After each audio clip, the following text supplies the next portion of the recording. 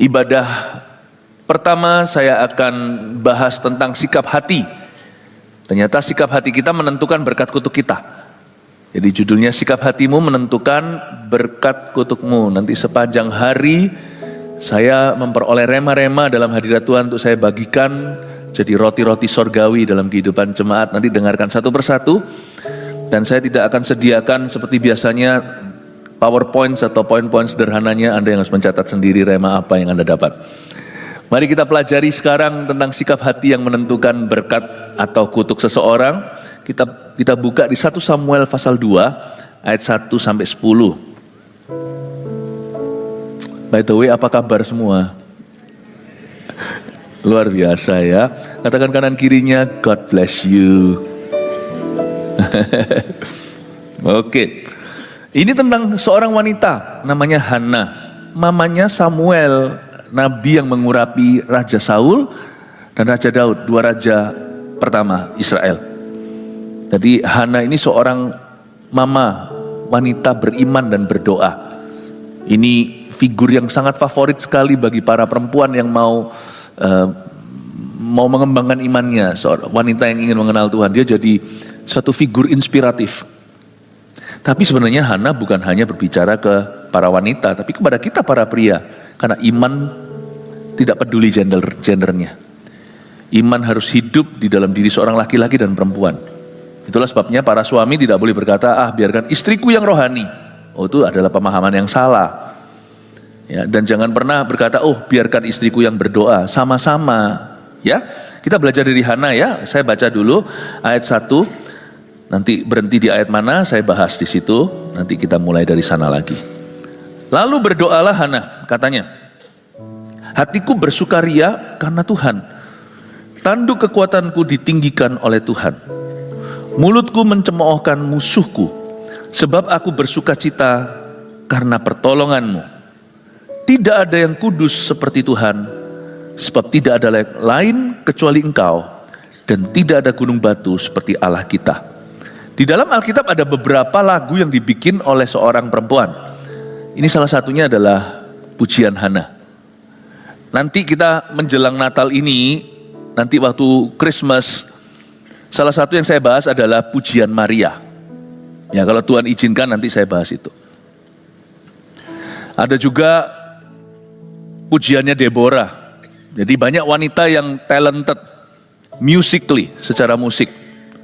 Miriam, saudaranya Musa. Dia memainkan rebana dan nyanyikan pujian. Jadi ada beberapa lagu-lagu yang digubah oleh wanita dan ditulis didokumentasi di dalam Alkitab. Menjadi firman yang kekal. Kenapa pujian Hana ini sangat istimewa? Karena dia adalah seorang wanita yang dicemoohkan oleh madunya. Suaminya punya 2 istri. Nah, itulah namanya resep bencana dalam keluarga itu adalah wanita lain atau pria lain. Jangan ada pihak ketiga. Gak peduli kalau Elkana, suaminya Hana, papanya Samuel ini seorang yang beribadah, tapi kalau dia istrinya 2 itu melawan gravitasi happy. Gak peduli kalau sana pendeta sekalipun pernah membangkitkan orang mati, jangan lompat dari gedung tinggi karena ada hukum gravitasi. Please respect hukum Allah. Belum lagi hukum yang sifatnya spiritual. Hukum yang jasmani, hukum fisik aja jangan dilanggar. Gak peduli kalau sana pernah membangkitkan orang mati, kalau lompat dari gedung bertingkat 10, apalagi 101 di Taiwan, Anda juga akan mati. Tuhan punya hukum yang jangan kau langgar. Hukum keluarga adalah jangan ada pihak yang lain kalau kita mau happy. Perintah Tuhan jangan berzina di 10 perintah Allah itu bukan untuk mengekang kita atau mengambil freedom atau kebebasan kita. Perintah itu diberikan kepada kita untuk memelihara keluarga kita utuh, bahagia, dan anak-anak cucu kita satu-satu diberkati. Ini backgroundnya dulu ya, belum ngomong soal sikap hati. Hana ini dicemoohkan, kenapa? Karena dia mandul. Madunya, istri kedua suaminya, itu punya anak banyak. Dia diece lah. Lihat ya, suami kita, kata itu cukup menjijikkan mestinya. Suami kita akan lebih cinta saya. Ya. Hana dihina. Jadi waktu Hana memperoleh anak, itu kayak kutuk diangkat. Karena zaman itu orang percaya wanita kalau nggak bisa punya anak alias mandul, itu berarti wanita itu dikutuki Allah. Jadi puji-pujian Hana ini keluar dari suatu pengalaman hidup di mana Tuhan mendengarkan doanya. Lepas lega dia, akhirnya dia punya anak. Tapi dia sudah bernasar. Makanya anak-anak Tuhan kalau sudah nasar ya nggak boleh langgar. Lebih baik kita jangan janji sama Tuhan. Sebab Tuhan itu adalah pemelihara janji. Dia kalau janji pasti ditepati. Jadi Tuhan paling gak suka sama orang yang gak tepat janji. Tuhan gak suka itu. Belajar untuk menepati apa yang kau janjikan. Belajar untuk menepati komitmenmu sendiri. Tepat janji itu berarti termasuk dalamnya tepat waktu. Kita belajar tepat waktu. Ya. Sama orang aja saya belajar tepat waktu, karena waktu adalah janji saya. Kalau saya janji ketemu jam 7, saya ketemu jam 9, jam 5, saya harus hadir di sana. Sebelumnya, kalau bisa. Kenapa? Karena orang kan lihat. Saya pernah sekali janjian sama satu orang, saya sendiri dulunya bukan tipe orang yang tepat waktu gimana, tapi istri saya tepat waktu banget. Jadi kalau kita janjian jam 1 gitu ya, mungkin dia jam 12 sudah di situ 1 jam sebelumnya. Padahal bukan kita yang perlu, orang itu yang perlu. Saya belajar sesuatu. Makanya dalam pernikahan kita bisa saling melengkapi. Karena itu at least hari ini saya komit tepat waktu. Saya bukan orang yang lelet-lelet gimana sih, tetapi hari ini kami selalu berusaha early. Saya pernah sekali janjian sama suatu orang, dia datangnya 45 menit telat. Lalu datang simple gitu, santai gitu aja, nggak apa. Nggak minta sih saya untuk diminta maafi atau apa, nggak perlu. Tapi saya merasa pembicaraan itu sudah nggak kemana-mana. Kenapa? Saya rasa, you nggak bisa hargai waktuku. Kamu nggak bisa hargai waktu saya. Sudah langsung kita pembicaraan sudah tidak bisa selevel. Bukan level siapa lebih tinggi, bukan. Sudah tidak ada sesuatu yang real. Jangan pernah gampangin waktu orang. Karena itu waktu berharganya dia. Mungkin bagi Anda 45 menit, itu apa. Tapi bagi dia 45 menit itu bisa berarti ketemu orang lain, atau bantu orang lain, atau mungkin pekerjaannya, atau mungkin sama anaknya. Jangan hakimi dari sisi satunya, karena mereka yang paling tahu hidup mereka. Hargai aja waktu mereka. Hargai waktumu sendiri. Ibadah juga sama. Puji Tuhan kalau saya lihat di ibadah jam 7 ini no problemo. Nggak masalah. Banyak orang early sih. Ya. Anda tidak mungkin datang sepagi ini untuk telat, nggak mungkin. Tapi biasanya ibadah tambah siang. Tetapi karena mungkin parkiran, macet segalanya. Kalau macet ya datanglah lebih pagi. Kalau parkirannya penuh ya datanglah lebih awal. Sama manusia aja kita nggak boleh nggak tepat janji. Termasuk tepat waktu, karena waktu adalah janji. Sama Tuhan apalagi. Saya itu jarang untuk bisa keliling-keliling gimana, tapi kemarin saya juga ada di sini sekeliling. Anak-anak muda kita nanti kita pelajari, kita akan ajari. Sebagian besar anak-anak muda kita sudah very good tepat waktu. Tetapi juga ada beberapa yang mungkin tunggu temennya. Worship tinggal 1 lagu, masih tunggu temannya, masih gitu, nyantai lah, habis itu naik ke atas ya, namanya anak muda lah, remaja. Nggak banyak gitu, tapi 1-2. Kebetulan kemarin saya lagi keliling. Nah lalu lucu. Waktu saya lagi keliling, lalu habis itu saya ketemu tamu. Beberapa tamu pada berdatangan kemarin, karena saya tidak bisa temui kalau hari Minggu gini di antara ibadah. Saya punya banyak appointment untuk doain orang sakit, orang apa. Jadi saya nggak mau pakai waktu berharga untuk tamu, tapi untuk jemaat yang tetap. Jadi kemarin pas lagi gitu tiba-tiba ada beberapa anak-anak muda. Beberapa anak-anak muda datang ngomong sama saya, boleh foto nggak kok Philip? Loh, oke lah gitu ya. Cuma saya tanya sama dia, kelihatannya dia bukan usianya voltage nih. Tadi ada beberapa yang lebih kecil sih, boleh foto nggak? Saya tanya, sudah ibadah nggak? Barusan pulang ibadah. Wah seneng kita foto bersama. Ya. Tapi ada juga yang, boleh foto nggak? Boleh. Itu sudah lagu terakhir. Kan kelihatan di TV-nya di bawah itu. Lalu habis foto nggak? Saya tanya, loh kamu dari ibadah? Rasanya usianya bukan voltage deh. Enggak, saya mau ibadah. Loh kok nyantai masih bisa foto? Tinggal 1 lagu. Come on lah. Saya langsung beritahu, enggak. Ada yang saya tolak. Peduli amat kalau semuanya ada yang mengira saya sombong. Saya itu siapa lah diajak foto. Enggak lah, kita itu nggak pernah merasa, kita itu bukan artis. Saya pendeta, bukan artis, hamba rakyat. Saya bilang, enggak, kenapa? Ibadah dulu. Nah kalau dia nggak sekarang begitu, nanti suatu hari berbisnis gimana? Mana bisa profesional? Ya.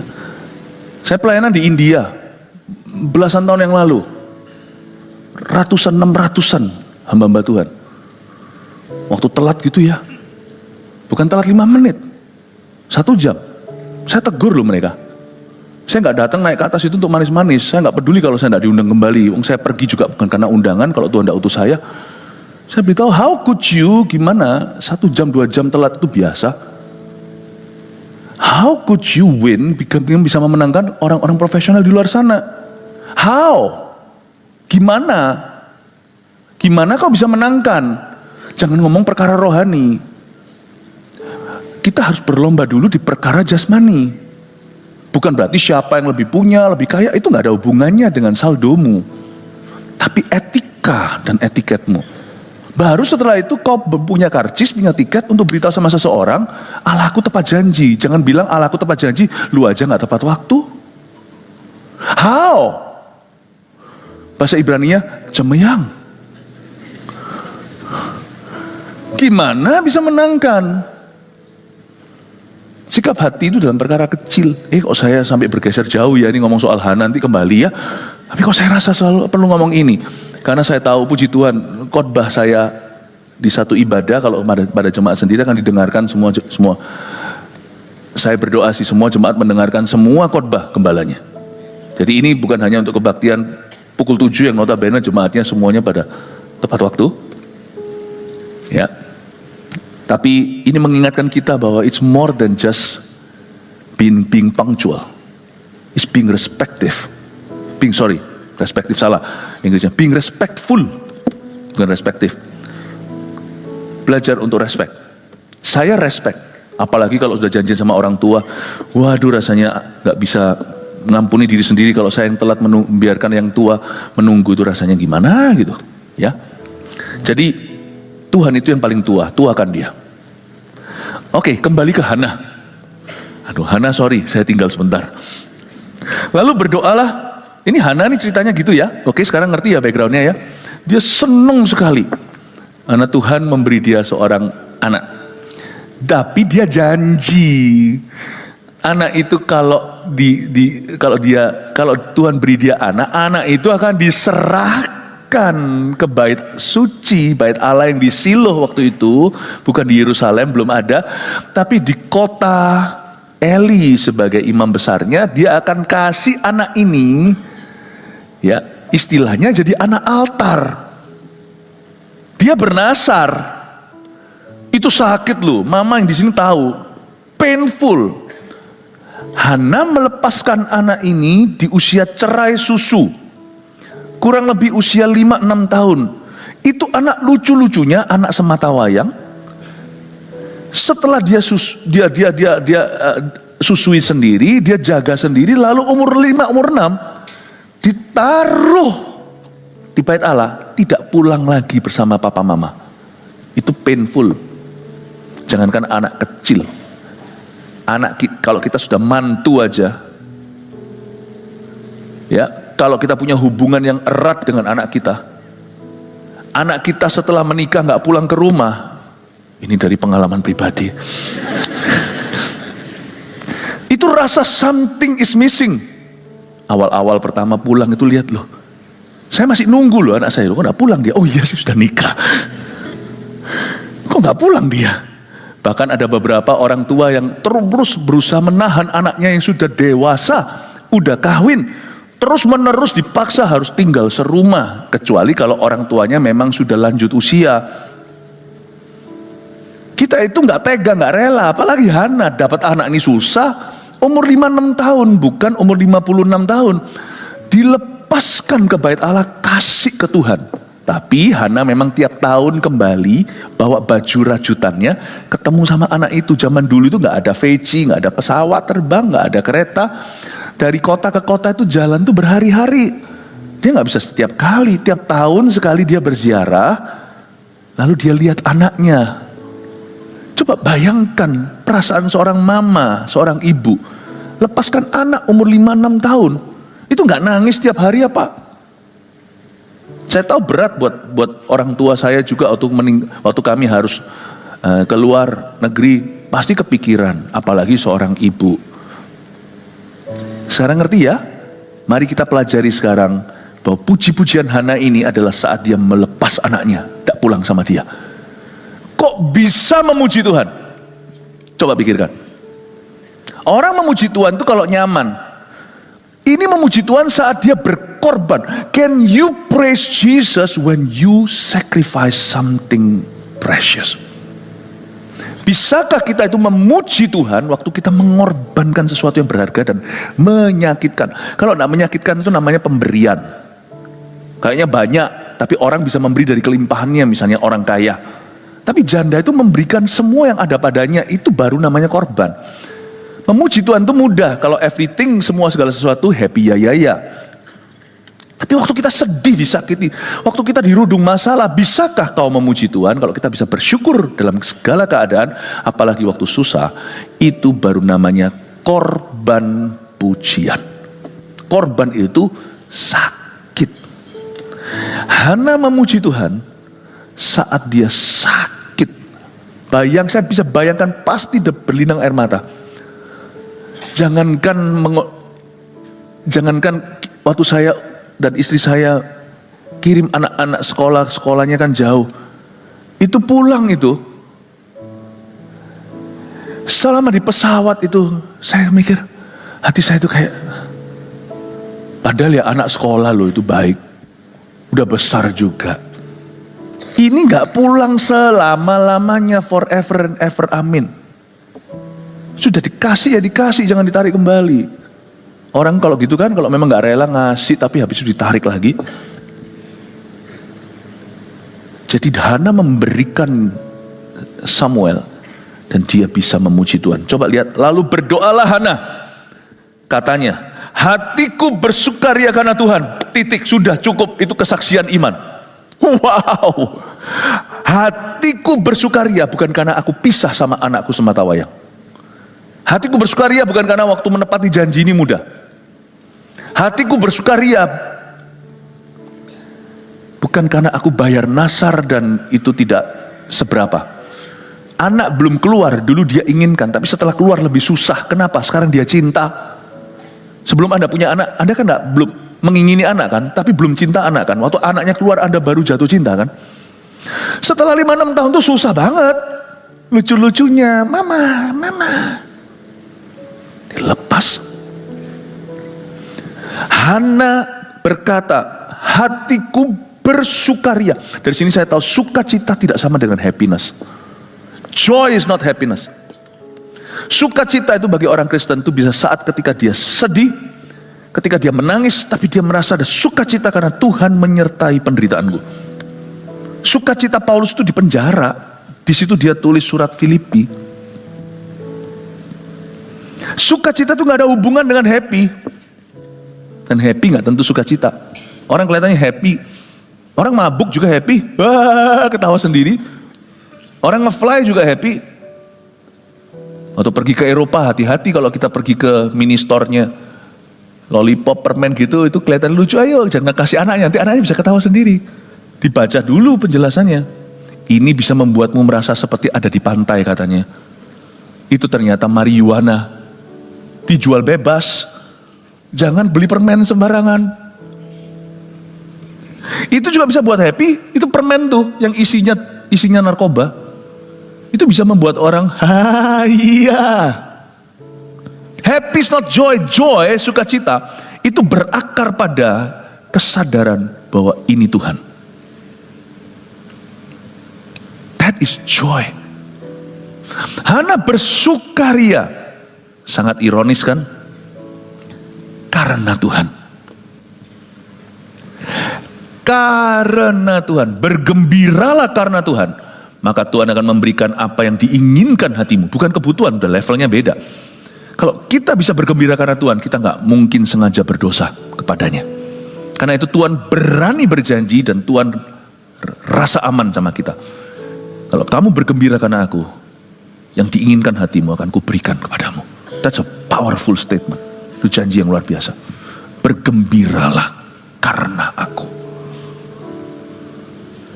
Jangan ngeluh, akhir tahun ini kok susah ini itu. Pasti ada banyak susahnya. Pasti, hidup itu pasti akan ada banyak susahnya. Tapi bergembiralah karena Tuhan ada di hidupmu sampai akhir tahun ini. Amin Bapak Ibu. Tanduk kekuatanku ditinggikan oleh Tuhan. Mulutku mencemoohkan musuhku. Sebab aku bersukacita karena pertolonganmu. Kenapa Hana tidak berkata, aku bersukacita karena sekarang kau bungkam mulut maduku.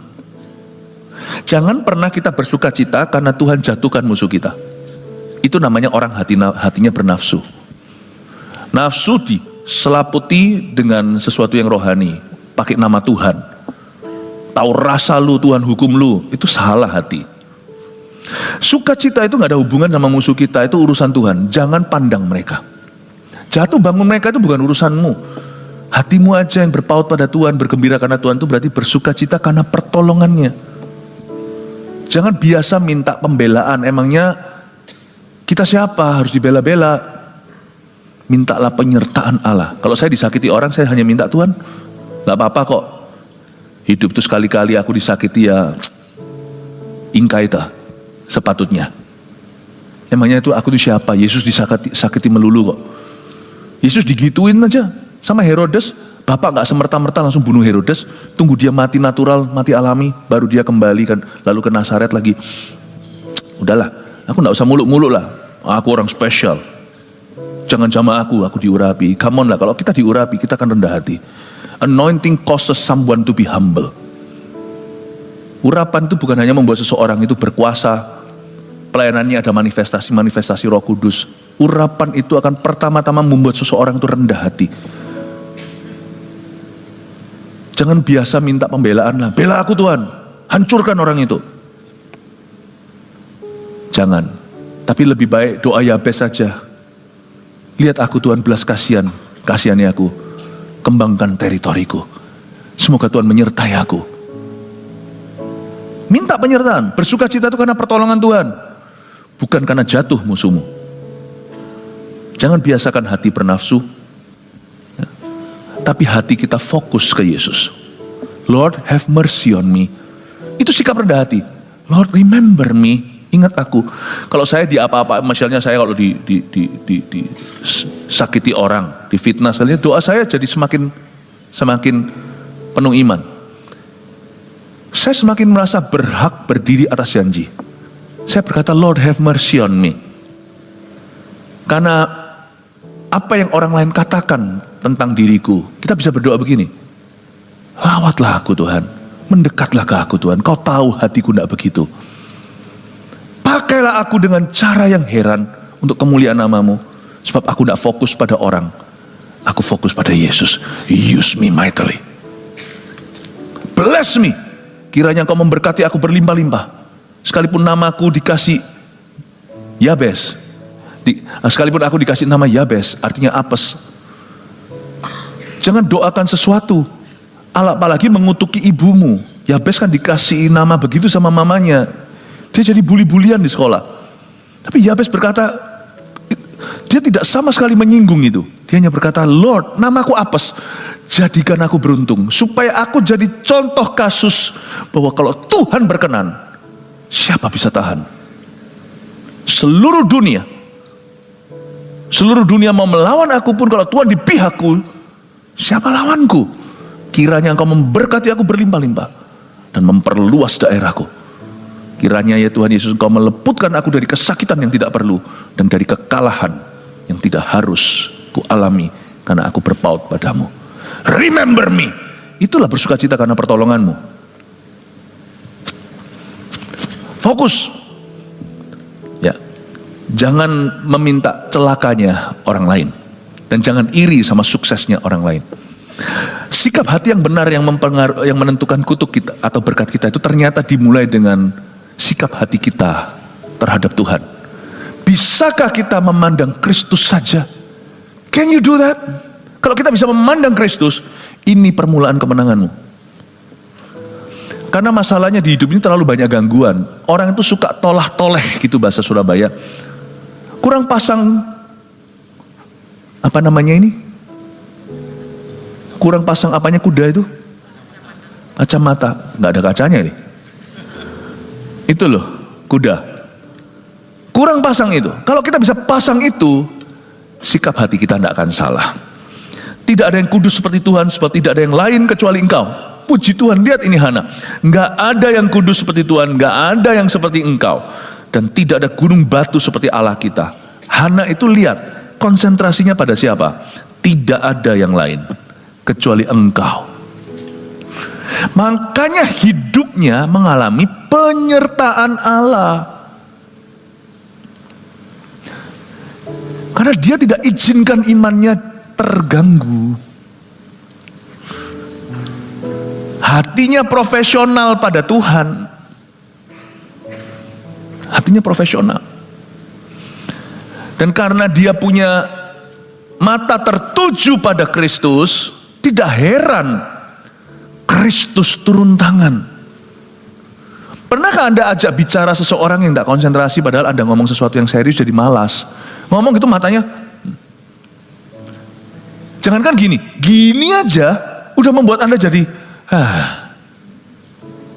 Sama Tuhan juga sama. Kalau kita ngomong terus, oh iya, sambil disambi, sebentar ya, ambil telepon. Kalau kita tidak bisa konsen sama Tuhan, Tuhan juga tidak akan wahyukan. Tuhan itu seperti orang, punya perasaan. Hanya perasaannya mulia, tidak ada sesuatu yang salah, tidak ada dosa di dalam Tuhan, tidak ada pertukaran bayangan. When you talk to God, concentrate. Konsentrasi.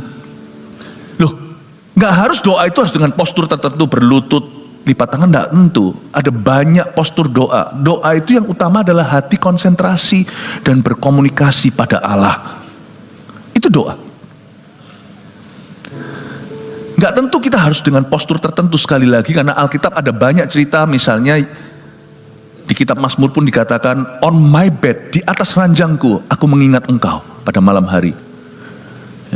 Jadi bahkan bisa dalam kondisi berbaring seperti ini, kita itu komunikasi dengan Tuhan Yesus. Nehemia saat dia kerja, hatinya berseru kepada Tuhan waktu dia menghadap raja. Dia bukan di ruang doa.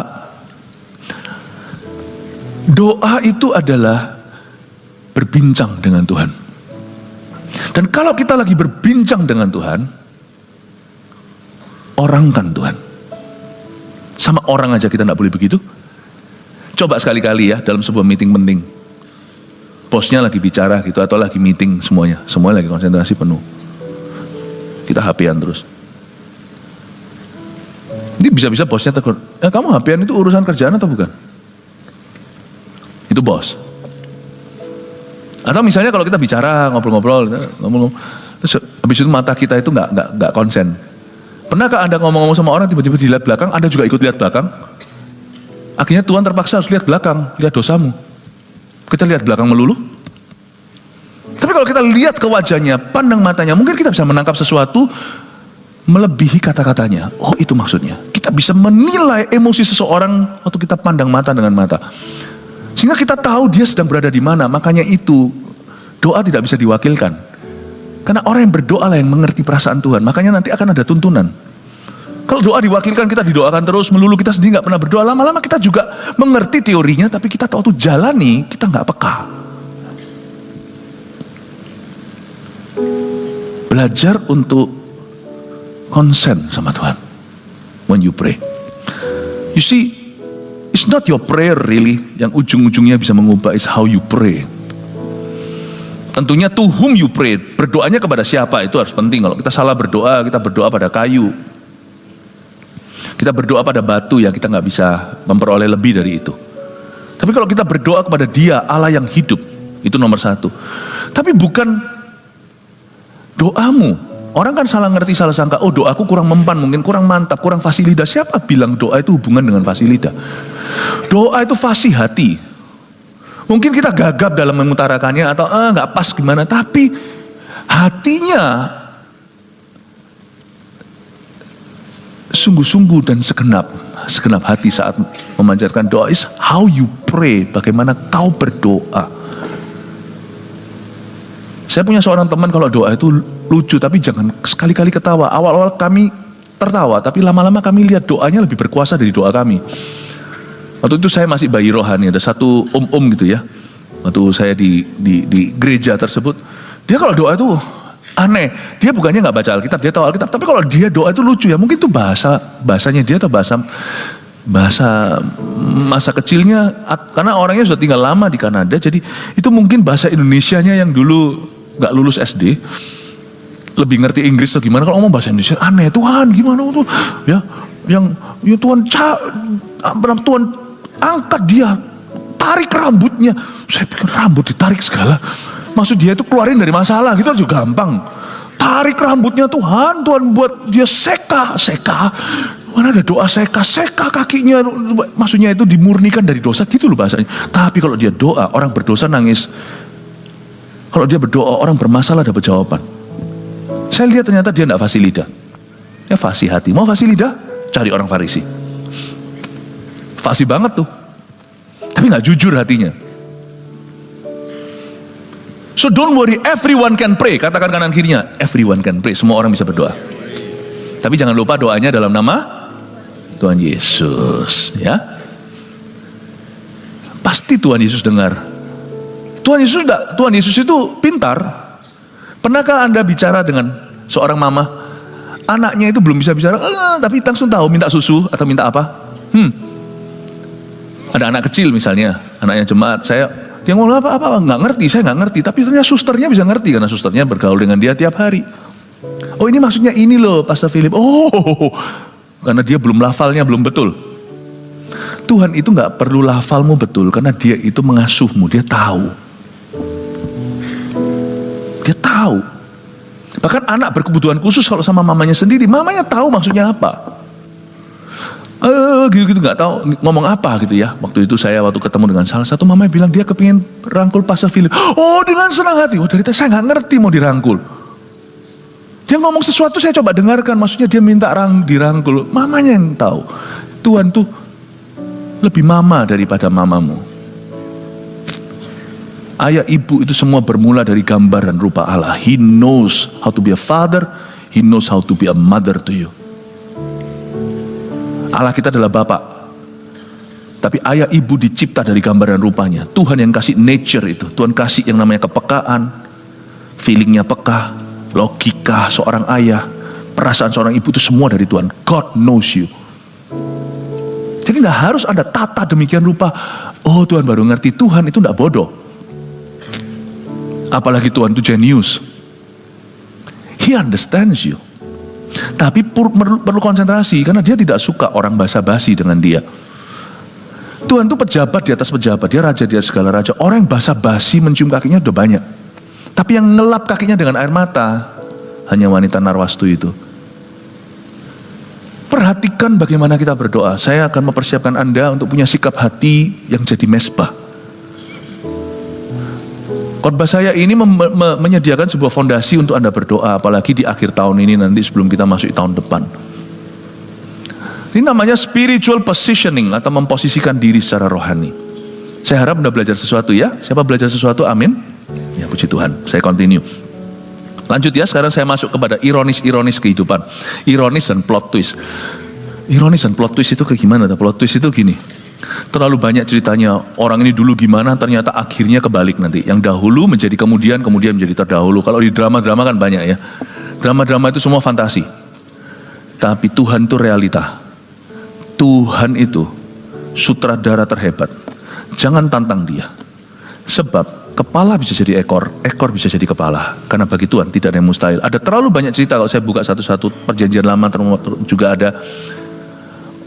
Orang lagi krisis ekonomi luar biasa dalam waktu 1 hari. Padahal tadinya orang itu makan kotoran manusia itu ditimbang. Krisisnya begitu parah, kotoran manusia ditimbang dan dijual per gram itu seperti emas. Menjijikan dan mengerikan. Dalam waktu sekejap Tuhan mengubahnya. Negara itu makmur luar biasa kalau Anda baca. Tapi ada satu perwira yang menghina Tuhan. Mana mungkin sekalipun sorga tekuk turun pun ini nggak mungkin terjadi. Orang itu diinjak-injak mati waktu terjadi huru hara, karena orang-orang semua mengambil dan menjarah berkat untuk mereka. Mati keinjak. Itu coba baca satu-satu. Terlalu banyak. Tuhan itu jangan ditantang. Karena Tuhan tahu gimana memiskinkan seseorang dalam waktu sekejap.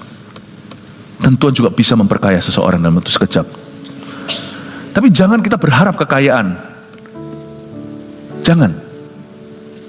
Ubahlah hatimu dulu. Mari kita lihat sekarang ayat 3. Janganlah kamu selalu berkata sombong. Ini sekarang, janganlah caci maki keluar dari mulutmu. Karena Tuhan itu Allah yang maha tahu. Dan oleh Dia perbuatan-perbuatan diuji. Busur pahlawan pada pahlawan telah patah, tetapi orang-orang yang terhuyung-huyung pinggangnya berikatkan kekuatan. Ayat 3 dan 4 saya jelaskan. Tentunya ini adalah sindiran dalam doa. Untungnya Hana tidak menyindir madunya secara langsung. Kalau Anda mau sindir siapa-siapa, please, monggo silakan. Tapi dalam doa. Saya bolak-balik sindir orang dalam doa. Bukan dalam khotbah, jangan kalau dalam khotbah. Anda mau sindir seseorang dalam doa, maka itu jangan salahi kalau orang yang benar atau orang yang lebih benar dari kita. Kalau dia sekali sindir depan Tuhan, Tuhan ngerti maksudnya. Saya paling takut nyalai orang benar atau lebih benar, supaya saya jangan jadi orang salah dan lebih salah. Tapi kalau Anda memang mau sindir, sindirlah dalam doa, sebab tidak ada orang lain yang mendengarkan kecuali Tuhan. Hana menyindir ngadunya. Jangan kamu selalu berkata sombong. Untungnya dia nggak telepon tuh si istri kedua dari suaminya. Kamu jangan sombong ya, tidak usah. Dia nggak ke sosial media cari pembenaran dari manusia, dia carinya dari Tuhan. Dia berkata, janganlah kamu selalu berkata sombong, janganlah caci maki keluar dari mulutmu, karena memang yang sana itu sombong banget. Tiap hari, tiap tahun terutama waktu mereka berziarah ke Silo itu selalu Hana terima caci maki. Mandul lah, Tuhan gak sertai kamu lah, apes lah kamu lah. Karena Tuhan itu Allah yang maha tahu, dan oleh Dia perbuatan diuji. Sebuah peringatan bahwa sikap hati yang Tuhan benci dan kerap kali akan menjadi sindiran orang benar dalam doa adalah namanya sikap hati arogan. Jangan pernah sombong. Karena orang yang arogan harus tahu bahwa masih ada langit di atasnya. Masih ada Tuhan. Jangan caci maki keluar dari mulutmu itu artinya jangan pernah secara sengaja menghina orang lain karena mereka tidak seberuntung kita. Never. Karena waktu kita lakukan itu, kita sedang mengakui bahwa berkat kita itu milik kita. Mungkin kita lebih pintar bergaul, mungkin kita lebih banyak teman, atau itu ada hubungan dengan harta, atau posisi kedudukan, atau sukses hari ini. Remember, waktu kita menghina orang lain, kita berkata bahwa kitalah Tuhan atas berkat kita. Dan Tuhan yang kita tantang. Itu membuat Tuhan jadi menyesal memberkatimu. Jangan caci maki keluar dari mulutmu itu, karena setiap caci maki yang kita lakukan, yang kita lontarkan, termasuk pada orang-orang yang kita hina, itu adalah direct challenge to God. Tantangan langsung ke Tuhan. Itulah sebabnya jangan jadi arogan, artinya jangan celebrate, jangan rayakan kemenanganmu terlalu dini. Karena masih ada tomorrow, masih ada besok. Dan besok ini sesuatu yang gak bisa diprediksi oleh semua pakar dan oleh kita semua. Selama masih ada tomorrow, seperti lagu, ada satu lagu yang terkenal sekali, lagu Chinese, Mingtian Hui Kan Hao. Tomorrow will be better, besok akan lebih baik. Berarti kalau ada Tuhan, karena Tuhan kan akan memperlakukan setiap orang beda-beda sesuai dengan kelakuan mereka. Lagu itu juga bisa berbunyi Mingtian Hui Pu Hao. Besok bisa nggak lebih baik. Jadi hati-hati, karena ironis dan plot twist itu ada. Janganlah kita celebrate too early. Konyol sekali kalau kita sudah hampir ke garis finish, santai. Kita nggak tahu di belakang ada juara 2 yang ngebut, wush, tembus. Jarak segini dia yang champion. Jangan pernah kita merasa kita sudah sampai. Sebelum seseorang itu mati, jangan berhenti bertumbuh. Jangan berhenti untuk mengasihi, jangan berhenti untuk mencari Tuhan. Lebih baik ya kita itu satu taraf di mana kalau kita mati nanti suatu hari, kita waktu melek di sebelah situ, loh udah finish tah, baru kita sadar di sana, gini jangan di sini. Jangan pernah. Itu yang disebut dengan jangan kamu selalu berkata sombong. Never praise yourself, jangan memuji dirimu sendiri. Don't celebrate too early, jangan merayakan terlalu dini. Dan jangan memandang rendah siapa-siapa. Karena Tuhan itu Allah yang Maha Tahu. Berarti hanya Tuhan yang tahu masa depan kita yang namanya besok itu adalah urusan Tuhan. Dan oleh dia perbuatan-perbuatan diuji itu perbuatan siapa? Perbuatan kita yang diuji Tuhan. Jadi rencana Tuhan itu begini, selalu indah ya kan? Masa depan penuh pengharapan. Bedakan kata rencana dan rancangan. Coba katakan rencana, katakan rancangan. Rencana adalah sesuatu yang fix. Tuhan tawarkan sebagai proposal dalam hidupmu, ini rencana penuh pengharapan. Tapi kamu bukan Pinocchio, kamu punya pilihan. Di gunung satu Tuhan berkata berkat, Musa serukan berkat. Di gunung satunya lagi Musa serukan kutuk. Yosua juga lakukan itu. Tuhan ingatkan, but you always have a choice. Selalu kau punya pilihan, kehendak bebas. Itu yang membuat manusia beda sama hewan dan tanaman. Kita bisa memilih nasib kita sendiri. Tentunya kita tidak bisa tentukan nasib kita, tapi kita bisa pilih jalur hidup kita. Oleh dia perbuatan diuji. Yang diuji perbuatannya oleh Tuhan hanya manusia, bukan hewan. We always have a choice. Rencana itu sesuatu yang fix. Rancangan itu berubah-ubah. Rencananya dari sini saya mau pergi ke Surabaya Timur. Macet nih, rancangannya ganti. Ditawarkan di GPS apps yang saya pakai, maukah pakai rute yang lebih singkat? Rencananya tetap, rancangannya berbeda. Saya dibawa ke rute lainnya untuk menghindari kemacetan. Rancangan itu sesuai dengan kondisi lapangan. Rancangan manusia memikirkan jalannya, Tuhan menentukan langkahnya. Jalan itulah rencana Tuhan. Langkah kita adalah rancangannya. Makanya ada banyak orang yang diher terus di situ sama Tuhan. Tuhan punya rencana tapi gak jadi-jadi dalam hidupnya karena dia terus-menerus membangkang. Rancangan itu harus diganti demikian rupa di tangan pejunan. Tuhan gak gampang menyerah, tapi membuatmu untuk menjadi bejana lain. Bejana B, plan B-nya dirusak lagi plan C. Jadi harus melewati alfabet A, B, C, D, E, F, G. Gak bisa langsung A, B, langsung sampai di situ. Itulah sebabnya tiap hari saya berkata, Tuhan please lead me, guide me. Aku mau masuk dalam rencana itu. Segera, dan biarkan rancangan itu Tuhan yang menentukan langkahku. Tuhan menetapkan langkah-langkah orang. Tuhan menetapkan langkah-langkah orang yang hidupnya berkenan kepadanya. Itu rancangan. Apabila dia jatuh tak sampai tergeletak, sebab Tuhan menopang tangannya. Saya minta sama Tuhan. Jadi makanya itu mari saya ajak kita untuk melihat bagaimana cara kita memandang rencana Allah. Jangka panjang, jangka pendek. Jangka panjang serahkan ke Tuhan. Jangka pendek setiap keputusan, takutlah akan Allah. Amin Bapak Ibu Saudara. Coba kita lihat sekarang beberapa hal ya. Busur pada pahlawan telah patah, ayat 4. Tetapi orang-orang yang terhuyung-huyung pinggangnya berikatkan kekuatan. Ayat 4 itu garis bawahi kata tetapi. Saya suka sekali menggaris bawah. Tetapi itu kayak, ya ini plot twistnya. Tuhan itu punya banyak tetapi. Karena manusia, Tuhan itu tinggal meresponi. Respon hati kita. Kalau respon hati kita salah, Tuhan ada tetapi untuk bisa membawamu rute memutar dikit. Tapi kalau kita punya reaksi, respon hati betul pada Tuhan, jangan kita bunuh diri hari ini, karena Tuhan masih punya tetapi esok hari. Selalu ada jalan. Satu hal yang tidak mungkin pada Tuhan adalah jalan buntu. Karena Tuhan aja namanya jalan. Akulah jalan. Jadi gak mungkin ada jalan buntu dalam Tuhan. Saya selalu percaya pada tetapi. Kalau hari ini saya susah, saya berkata, oh Tuhan, aku minta tetapimu. Busur pada pahlawan telah patah. Tapi orang terhuyung-huyung. Aku nih sekarang terhuyung-huyung Tuhan. Montang-manting saya Tuhan. Bisnisnya kayak apa kayak, atau mungkin kehidupannya. Tuhan, seperti kapal pecah.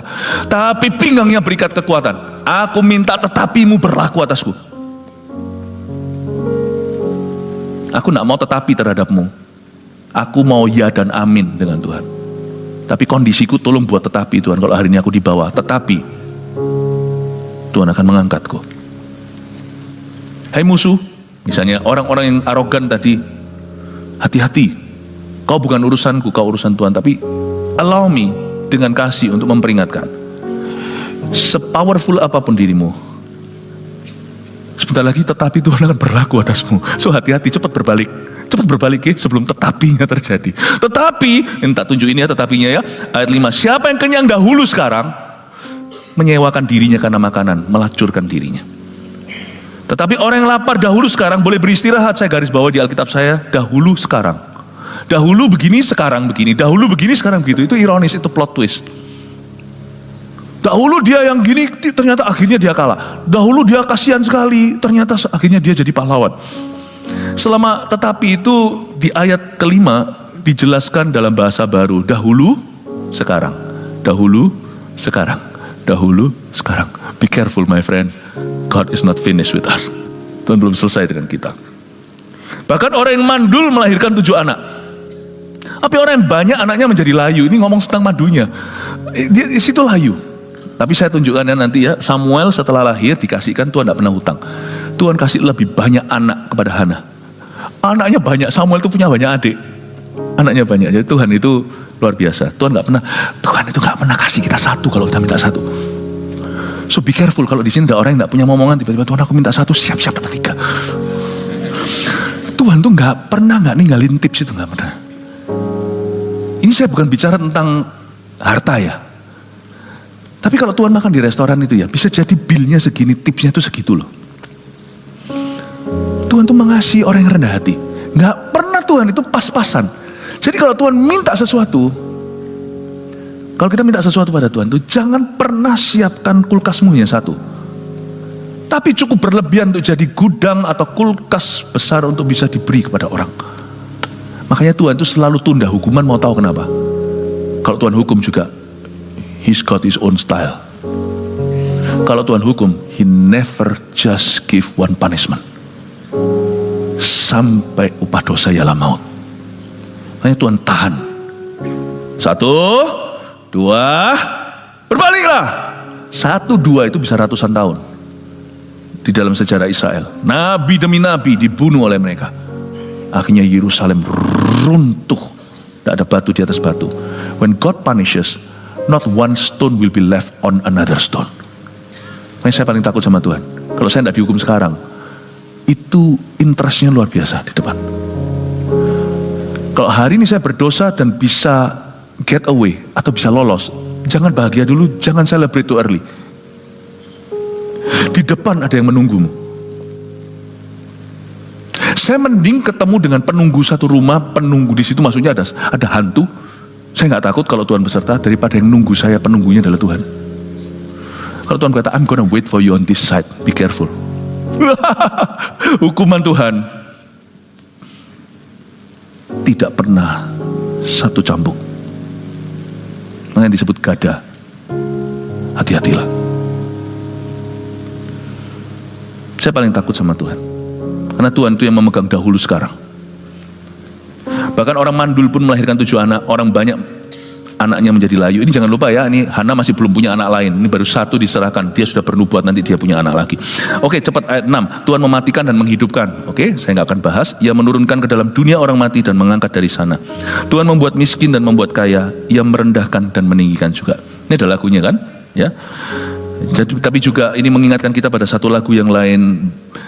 And now let the poor say I am rich, let the weak say I am strong, let the poor say I am rich. Biarlah yang miskin berkata aku kaya, biarkan yang lemah berkata aku kuat. Tuhan membuat miskin dan membuat kaya. Ia menegakkan orang yang hina dari dalam debu dan mengangkat orang yang miskin dari lumpur, untuk mendudukkan dia bersama-sama dengan para bangsawan dan membuat dia memiliki kursi kehormatan. Sebab Tuhan mempunyai alas bumi dan di atasnya ia menaruh daratan. Oke, dari ayat ini Tuhan mempunyai alas bumi, saya mendapatkan suatu prinsip sederhana bahwa Tuhan selalu in control di dunia ini. Tuhan selalu pegang kendali. Sekalipun kelihatannya dunia lepas kendali, Tuhan selalu pegang kendali. Masalahnya iman. Iman kita itu kalau nggak berbenah, kita akan cenderung nggak beriman, karena di hidup ini arus dunia menarik kita jauh dari itu. Kedua, kita masih hidup di dalam tubuh Adam dan Hawa, meskipun roh kita sudah ditebus, tubuh kita sekarang tidak hidup sesuai nafsu, tapi Roh Kudus.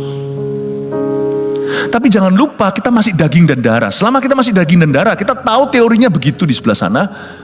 Tapi kita nggak yakin kalau Tuhan itu pegang kendali di hidup kita. Waktu kita ngalami itu seolah-olah Tuhan diam saja, itu membuat kita panik sendiri. Loh, mana kuasanya?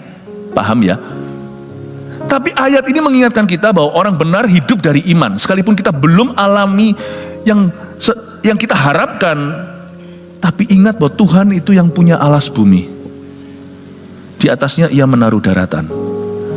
Orang mau ngomong apa aja tentang gedung itu sekarang dipakai banyak orang-orang pemulung di sana, kaki lima segalanya. Jangan lupa, kota itu berapa kali berapa, misalnya 1000 meter persegi itu, sertifikatnya itu di Tuhan.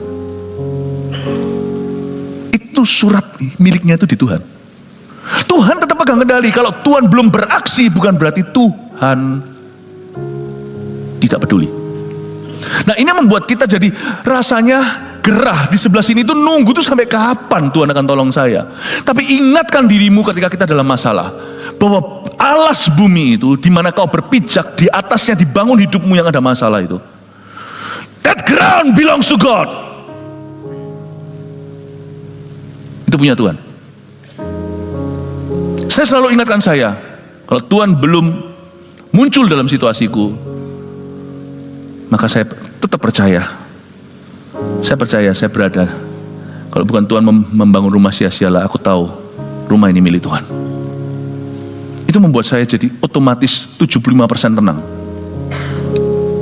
25% lagi saya masih terus bergumul dengan perasaanku. Tetapi iman saya sudah teguh bahwa Tuhan yang memiliki aku. Langkah kaki orang-orang yang dikasihinya dilindunginya. Itu dia maksudnya. Tetapi orang-orang fasik akan mati binasa dalam kegelapan. Sebab bukan karena kekuatannya sendiri seseorang berkuasa.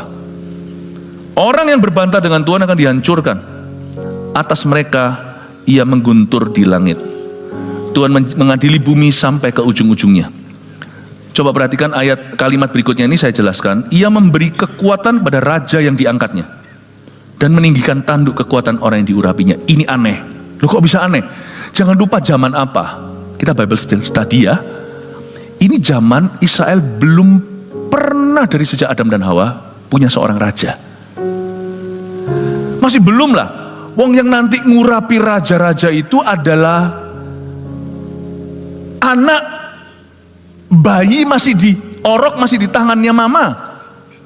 Ini puji-pujian Hana, belum gak orok lah, sudah umur 5-6. Yang ngurapi nabi-nabi besar itu nanti masih umur 5 tahun. Anda bisa lihat gak future masa depan anak balitamu? Kita punya janji ya, tapi kan gak bisa lihat secara jelas kan? Kok bisa Hana berkata, ia memberi kekuatan pada raja yang diangkatnya. Dia udah menebuatkan Saul dan Daud. Dan meninggikan tanduk kekuatan orang yang diurapinya. Itu bukan Samuel. Samuel tidak pernah diurapi pakai minyak. Tapi Samuel nanti bocil 5 tahun 6 tahun tersebut yang ditinggal mamanya itu nanti akan menuangkan minyak kepada Saul dan Daud. Mungkin pada zamannya Saul, apalagi Daud, Hana udah mati, udah meninggal dunia. Hana ini kan dapat Samuel di usia yang sudah lebih tua. Kok bisa dia menubuatkan nanti akan ada raja diurapi di Israel? Belum zamannya monarki. Saya beritahu satu poin yang sangat jelas. Banyak orang mau cari nubuatan, kejar nabi, salah. Anda kalau mau dapat nubuatan Allah, kejar rendah hati. Sebab orang rendah hati seperti Hana akan menjadi orang yang sangat profetik hatinya, sangat peka dengan getaran-getaran Roh Kudus, dan akan bisa menerima sinyal-sinyal yang orang lain gak bisa. The humble is very prophetic. Careful. Orang yang rendah hati seperti Hana, lalu dia berdoa, itu orang yang sangat bisa handle prophecy.